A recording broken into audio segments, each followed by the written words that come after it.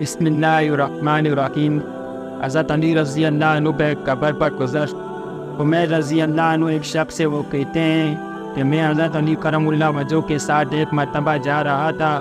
وہ جنگل میں پہنچے، پھر ایک مقبرہ کی طرف متوجہ ہوئے اور فرمایا، اے مقبرہ والو، اے بوسیدگی والو، اے وحشت والو، اے تنہائی والو، کیا خبر ہے، کیا حال ہے؟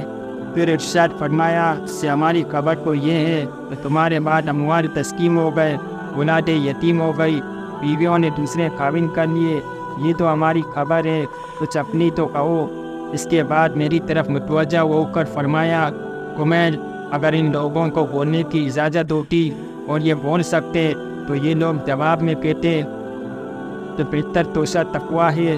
اور یہ فرمایا اور پھر رونے لگے اور فرمایا، اے عمیر، قبر عمل کا صندوق ہے اور موت کے وقت بات معلوم ہو جاتی ہے۔ فائدہ، یعنی آدمی جو کچھ اچھا یا برا کرتا ہے وہ اس کی قبر میں محفوظ رہتا ہے، جیسا کہ صندوق میں اور متعدد حدیث میں یہ مضمون اور وضاحت سے آیا ہے کہ نیک اعمال اچھے آدمی کی صورت میں ہوتے ہیں جو میت کے جی بہلانے اور انس پیدا کرنے کے لیے رہتا ہے اور اس کی دینداری کرتا رہتا ہے۔ وہ برے اعمال بری صورت میں بدبودار بن کر آتے ہیں جو اور بھی اذیت کا سبب ہوتا ہے۔ ایک حدیث میں وارد ہے کہ آدمی کے ساتھ 3 چیزیں قبر تک جاتی ہے۔ ایک اس کا مال، جیسا کہ عرب میں دستور تھا، اس کے رشتہ دار اور اعمال۔ 2 چیزیں اور مال اور رشتہ دار دفن کر کے واپس آ جاتے ہیں اور عمل اس کے ساتھ رہ جاتا ہے۔ حضور اکرم صلی اللہ علیہ وسلم نے ایک مرتبہ صحابہ اکرام رضوان اللہ علیہ اجمعین سے ارشاد فرمایا کہ تمہیں معلوم ہے کہ تمہاری مثال اور تمہارے اہل و عیال اور مال و اعمال کی مثال کیا ہے؟ صحابہ اکرام رضوان اللہ علیہ اجمعین کے دریافت فرمانے پر حضور صلی اللہ علیہ وسلم نے ارشاد فرمایا کہ اس کی مثال ایسی ہے جیسے ایک شخص کے 3 بھائی ہوں، وہ مرنے لگے۔ اس وقت ایک بھائی کو بلائے اور پوچھے کہ بھائی، تجھے میرا حال معلوم ہے کہ مجھ پر کیا گزر رہی ہے، اس وقت تو میری کیا مدد کرے گا؟ وہ جواب دیتا ہے کہ میں تیری تیمانداری کروں گا، علاج کراؤں گا، ہر قسم کی خدمت کروں گا، اور جب تو مر جائے گا تو نہلاؤں گا، کفن پہناؤں گا، وہ کندھے پر اٹھا کر لے جاؤں گا، وہ دن دفن کے بعد تیرا ذکر و خیر کروں گا۔ حضور صلی اللہ علیہ وسلم نے فرمایا، یہ بھائی تو اہل و عیال ہے۔ پھر دوسرے بھائی سے یہی سوال کرتا ہے، وہ کہتا ہے کہ تیرا اور میرا واسطہ زندگی کا ہے، جب تو مر جائے گا تو میں دوسری جگہ چلا جاؤں گا، یہ بھائی مال ہے۔ پھر تیسرے بھائی کو بلا کر پوچھتا ہے، وہ کہتا ہے کہ میں قبر میں تیرا ساتھی ہوں، وحشت کی جگہ تیرا دل بہلانے والا ہوں، جب تیرا حساب کتاب ہونے لگے گا تو نیکیوں کے پلڑے میں بیٹھ کر اس کو جھکاؤں گا، اور یہ بھائی عمل ہے۔ حضور صلی اللہ علیہ وسلم نے فرمایا، اب بتلاؤ کون سا بھائی کارآمد ہوا؟ صحابہ اکرام رضوان اللہ علیہ اجمعین نے عرض کیا، یا رسول اللہ، یہی بھائی کارآمد ہے، پہلے تو دونوں بے فائدہ ہی رہے۔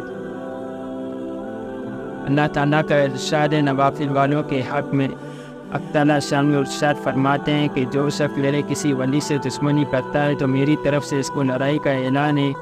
کوئی شخص میرا قریب اس چیز سے بے نسبت زیادہ حاصل نہیں کر سکتا جو میں نے اس پر فرض کیے، یعنی سب سے زیادہ قریب و نزدیک مجھے فرائض کے ادا کرنے سے حاصل ہوتی ہے، اور نوافل کی وجہ سے بندہ مجھ سے قریب ہوتا رہتا ہے، یہاں تک کہ میں اس کو اپنا محبوب بنا لیتا ہوں تو پھر میں اس کا کان بن جاتا ہوں جس سے وہ سنے، اور اس کی آنکھ بن جاتا ہوں جس سے وہ دیکھے، اور اس کا ہاتھ بن جاتا ہوں جس سے وہ کسی چیز کو پکڑے، اور اس کا پاؤں بن جاتا ہوں جس سے وہ چلے۔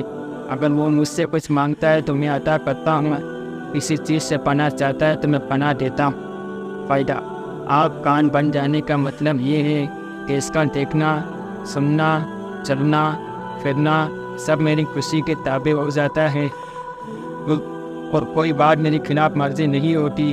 اس قدر خوش نصیب ہیں وہ لوگ جن کو فرائض کے بعد نوافل پر کثرت کی توفیق ہو اور دولت نصیب ہو جائے۔ اللہ جل شانہ نے فضل سے مجھے اور میرے دوستوں کو بھی یہ نصیب فرمائے۔ حضور صلی اللہ علیہ وسلم کا تمام رات نماز پڑھنا۔ ایک شخص نے حضرت عائشہ رضی اللہ عنہ سے دریافت کیا کہ حضور صلی اللہ علیہ وسلم کی کوئی عجیب بات جو آپ نے دیکھی ہے وہ سنائیں۔ حضرت عائشہ رضی اللہ عنہ فرماتی ہیں کہ حضور صلی اللہ علیہ وسلم کی کون سی بات عجیب نہ تھی؟ اور بات ہی عجیب تھی، ایک دن رات کو تشریف لائے اور میرے پاس لیٹ گئے، پھر فرمانے لگے نہیں چھوڑ، میں تو اپنے رب کی عبادت کروں۔ یہ فرما کر نماز کے لیے کھڑے ہو گئے اور رونا شروع کیا، یہاں تک کہ آنسو سینے مبارک تک بہنے لگے۔ پھر رکوع فرمایا، اس میں بھی اسی طرح روتے رہے، پھر سجدہ کیا، اس میں بھی اسی طرح روتے رہے، پھر سجدے سے اٹھے، اس میں بھی اسی طرح روتے رہے، یہاں تک کہ حضرت بلال رضی اللہ عنہ نے آ کر صبح کی نماز کے لیے آواز دی۔ میں نے عرض کیا، یا رسول اللہ صلی اللہ علیہ وسلم، آپ اتنے روئے حالانکہ آپ معصوم ہیں، اگلے پچھلے سن گناہ اگر بالفرض ہو بھی تو مغفرت کا وعدہ اللہ تعالیٰ نے فرما رکھا ہے۔ آپ نے ارشاد فرمایا، پھر میں شکر گزار بندہ نہ بنوں؟ اس کے بعد ارشاد فرمایا کہ میں ایسا کیوں نہ کرتا، حالانکہ آج مجھ پر یہ آیت نازل ہوئی ہے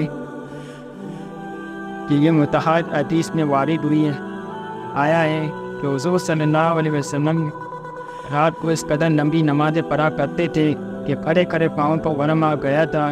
لوگوں نے عرض کیا، یا رسول اللہ صلی اللہ علیہ وسلم، آپ اتنے مشقت اٹھاتے ہیں حالانکہ آپ بخشائے ہیں۔ آپ صلی اللہ علیہ وسلم نے ارشاد فرمایا کہ میں شکر گزار بندہ نہ بن۔ صحابہ اکرام رضوان اللہ علیہ اجمعین کا نماز کے وقت فوراً دکانیں بند کرنا۔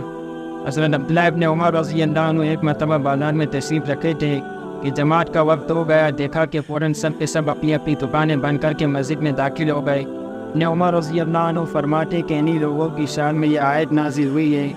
ترجمہ پوری آیت شریفہ کا یہ ہے کہ ان مساجدوں میں ایسے لوگ صبح و شام اللہ کی پاکی بیان کرتے ہیں جن کو اللہ کی یاد سے بخصوص نماز پڑھنے سے اور زکوٰۃ دینے سے نہ خریدنا غفلت میں ڈالتا ہے نہ بیچنا۔ وہ ایسے دن کی پکڑ سے ڈرتے ہیں جس میں بہت سے دل اور بہت سی آنکھیں الجھ جائیں گی۔ حضرت ابن عباس رضی اللہ عنہ فرماتے ہیں کہ وہ لوگ تجارت وغیرہ اپنے اپنے کاروبار میں مشغول رہتے تھے، لیکن جب اذان کی آواز سنتے تو سب کچھ چھوڑ کر فوراً مسجد میں چلے جاتے۔ ایک جگہ کہتے ہیں، خدا کی قسم یہ لوگ تاجر تھے مگر ان کی تجارت ان کو اللہ کے ذکر سے نہیں روکتی تھی۔ حضرت عبداللہ ابن مسعود رضی اللہ عنہ ایک مرتبہ بازار میں تشریف رکھے تھے کہ اذان ہو گئی، انہوں نے دیکھا کہ لوگ اپنے سامان کو چھوڑ کر نماز کی طرف چل دیے۔ ابن مسعود رضی اللہ عنہ فرماتے ہیں کہ یہ لوگ ہیں جن کو اللہ جل شانہ نے اللہ سے یاد فرمایا ہے۔ ایک حدیث میں ہے کہ حضور صلی اللہ علیہ وسلم کا ارشاد ہے کہ قیامت کے دن جب اللہ شانہ تمام دنیا کو ایک جگہ جمع فرمائیں گے تو ارشاد ہوگا، کہاں ہیں وہ لوگ جو خوشی اور رنج دونوں حالتوں میں اللہ کی حمد کرنے والے تھے؟ تو ایک مختصر جماعت اٹھے گی اور بغیر حساب کتاب کے جنت میں داخل ہو جائے گی۔ پھر ارشاد ہوگا، کہاں ہیں وہ لوگ جو راتوں میں اپنے خوابگاہ سے دور رہتے تھے اور اپنے رب کو خوف و بیت کے ساتھ یاد کرتے تھے؟ تو ایک دوسری مختصر جماعت اٹھے گی، وہ بھی جنت میں بغیر حساب کتاب کے داخل ہو جائے گی۔ پھر ارشاد ہوگا، کہاں ہیں وہ لوگ جن کو تجارت یا بیچنا اللہ کے ذکر سے نہیں روکتا تھا؟ تو ایک تیسری مختصر جماعت کھڑی ہوگی اور بغیر حساب کتاب کے جنت میں داخل ہو جائے گی۔ اس کے بعد بقیہ لوگوں کا احساس شروع ہو جائے گا۔ بس میرے محترم بھائیوں، دوستوں، بزرگوں، جو کچھ سنا گیا، پڑھا گیا، اللہ رب العزت پڑھنے سننے کے ساتھ عمل کی توفیق دے۔ اللہ رب العزت نے میری، آپ کی، بلکہ قیامت تک آنے والے سارے عالم کے انسانوں کی کامیابی اپنے دین میں رکھی ہے۔